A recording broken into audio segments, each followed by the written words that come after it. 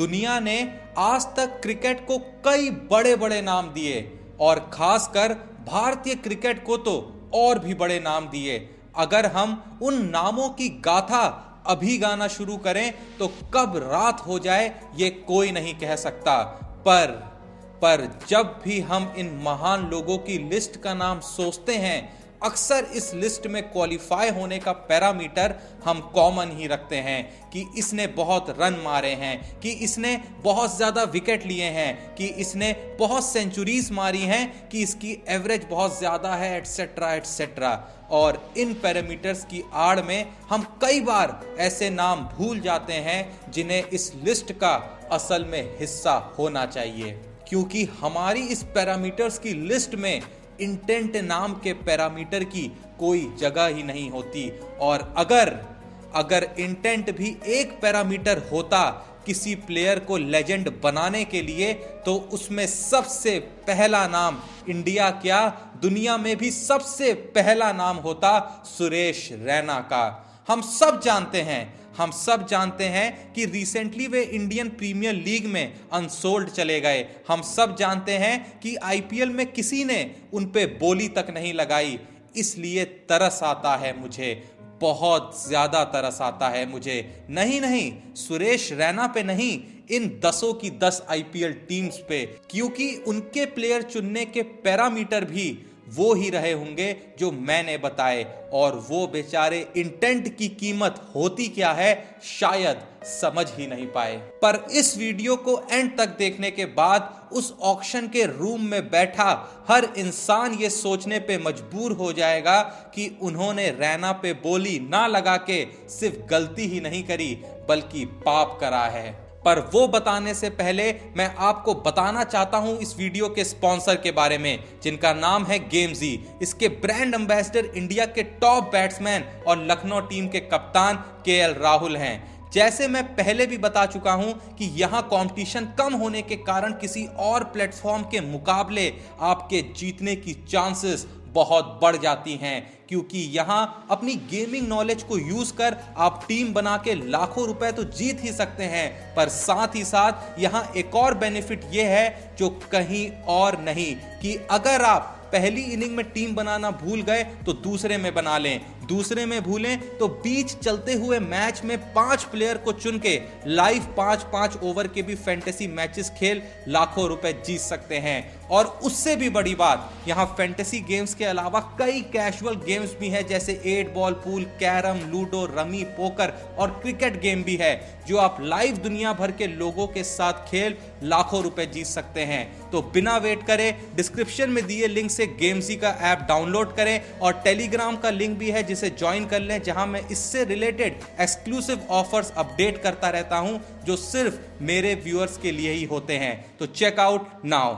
इस खेल में वित्तीय जोखिम के तत्व है और इसकी आदत पड़ सकती है। कृपया जिम्मेदारी से और अपने जोखिम पर खेलें। तो अब मैं बताता हूं कि रैना को ना लेना क्यों एक गलती नहीं पाप था। जैसा कि मैंने पहले बताया कि किसी प्लेयर की महानता मापने के लिए कभी भी इंटेंट की तरफ कोई नजर नहीं डालता। तो उन्हें मैं बता दूं कि जब 20 बॉलों पे 50 रन चाहिए हों और आपके साथ कोई बॉलर खेल रहा हो, पर फिर भी बिना बहुत कुछ सोचे आप आते ही पहली बॉल पे बाउंड्री मारते हो, वो होता है इंटेंट। आपको मालूम है कि आपको मैनेजमेंट टीम से अंदर बाहर करता रहता है, और भले ही आप पिछले 2 मैच में अच्छा परफॉर्म नहीं कर पाए, लेकिन फिर भी आप अगले मैच में आते ही शॉट्स लगाते हैं, क्योंकि आपके लिए आपकी पोजीशन से ज्यादा उस मैच को जिताना जरूरी है।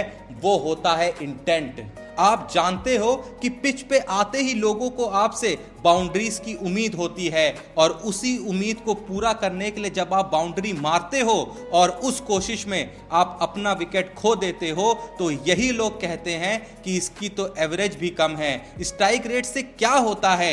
इतना सुनने के बावजूद आप अगले मैच में फिर से जाते हो और जाते ही बाउंड्री लगाते हो। ये होता है इंटेंट। आप एक पूरे तरीके से गए हुए मैच को मात्र 2 से 3 ओवर में अपनी तरफ ला सकते हो, वो होता है इंटेंट।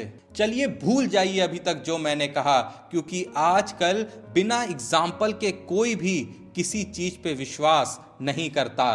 वैसे मेरे द्वारा ऊपर कही बात को साबित करने के लिए मेरे पास रैना के इंटेंट के कई एग्जाम्पल्स हैं, पर मैं आपको यहाँ पे वो मैच के अंदर लेके जाता हूं जिससे मैं आपको ये नहीं साबित करूंगा कि वो कितने अच्छे प्लेयर हैं, क्योंकि वो तो जग जाहिर है, बल्कि ये साबित करूंगा कि असल इंटेंट होना कहते किसे हैं।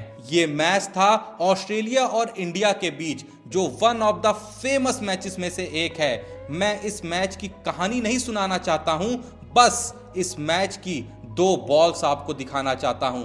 जी हां, आपने सही सुना, सिर्फ 2 बॉल्स, क्योंकि पूरे मैच की कहानी तो हम आपको वैसे भी किसी और वीडियो में सुना ही देंगे, पर यहाँ पे मैच से ज्यादा जरूरी रैना की क्वालिटी को जानना है, और वो आप इन 2 बॉलों से जान जाएंगे। इस मैच में रैना जब बैटिंग पे आए तो भारत 198 के लक्ष्य का पीछा करते हुए 124 रन पे रोहित शर्मा और शिखर धवन का विकेट खो चुका था, पर पिच पे अब भी विराट कोहली थे, लेकिन इंडिया को अभी भी 46 बॉलों पे 74 रनों की जरूरत थी।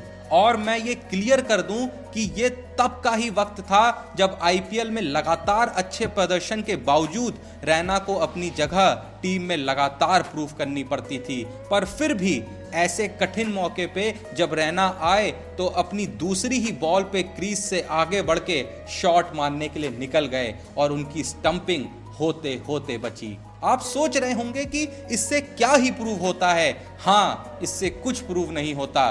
प्रूव इससे होता है कि उसके बावजूद अगली ही बॉल पे रैना ने बिना कुछ परवाह किए छक्का जड़ दिया, क्योंकि उनके लिए हमेशा खुद की टीम में जगह से ज्यादा जरूरी मैच जीतना रहा है। असल में ये इंटेंट ही आपको ढूंढते ढूंढते जमाने हो जाएंगे, पर फिर भी आपको ऐसा इंटेंट नहीं मिलेगा। अब भी मुझे पता है बहुत लोगों के मन में यह सवाल आ रहा होगा कि ऐसे इंटेंट का भी क्या फायदा जहां इतनी बार विकेट खोने का खतरा बना रहे।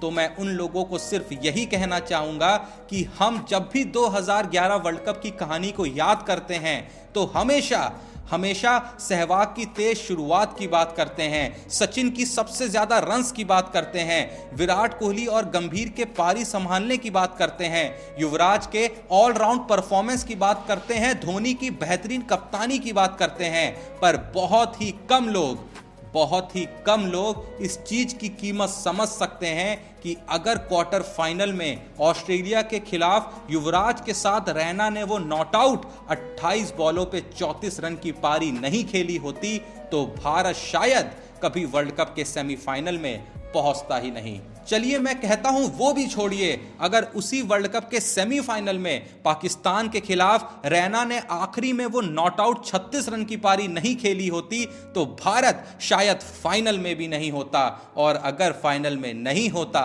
तो शायद वो ही नहीं होता जो, छोड़िए आप समझ सकते हैं। रैना कभी लाइमलाइट में इतना आ ही नहीं पाए क्योंकि शायद उनकी पारियों का आकलन उनकी पारियों की लंबाई से करा गया, जिस वजह से लोग उन पारियों को भूल गए।